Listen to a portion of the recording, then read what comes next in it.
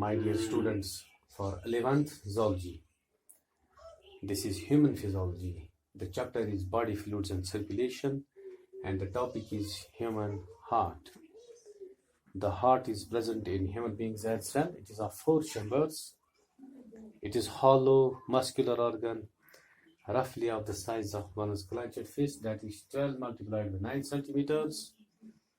Its average weight is 300 grams in males and 250 grams in females. It attains the adult size in the age group of adults 17 to 20 years. This means in the age group of 70 to 20 years, the size of one's heart is maximum. The heart is reddish brown in color and is conical in form. It is located almost in the middle of the thoracic cavity, in between the 2 lungs, right lung and the left lung. In between there is heart. This is the lower portion. This is the apex of the heart that tilts towards the left side. It is broad base, faces upwards and is backward. It is narrow face, or the apex points downward and is towards the left, and rests on the diaphragm. The diaphragm separates from the abdominal cavity at the visceral cavity. Visceral cavity is upper side and abdominal cavity is lower side, which contains stomach and gastrointestinal structures. There are protective coverings of the heart. They are called as pericardium. It is 2-layered sac comprising internal visceral pericardium attached to the heart, and outer parietal pericardium. The 2 layers are continuous at the roots of the great vessels and have between them a potential space, the pericardial cavity. So far the external structure is concerned, the heart is double pump, divided by septa into 2 halves, the right half and the left half. The right half is divided into 2 parts, upper part right auricle, lower part right ventricle. The left part is also divided by septa into 2 parts, left auricle and left ventricle. Auricles and ventricles, they are 2 in number.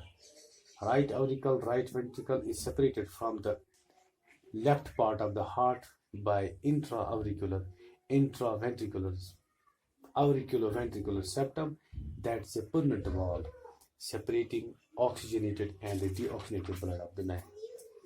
The right auricle communicates to right ventricle through a slit. That slit has 2, we can say, the cuspids or leads, 3 cuspids or leads, that's called a tricuspid value.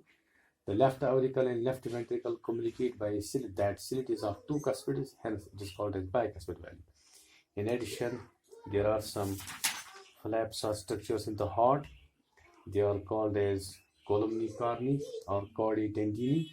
In addition, there is a sino-auricular node and auriculoventricular node comprising the bundles of His that forms the neurological part of the heart and its connections. So far the distribution of the blood is concerned. Right auricle communicates to the right ventricle. Right auricle contains deoxygenated blood. This deoxygenated or impure blood goes to right ventricle. Right ventricle sends this blood to the lungs for oxygenation. This blood returns to the left auricle. Then from the left auricle, it is fresh, which is obtained from the lungs. Then it goes to left ventricle. From the left ventricle, it is oxygenated. It goes to body except the lungs. It goes to body through the aorta or the brain trunk. This is about the structure of the human heart, external as well as internal.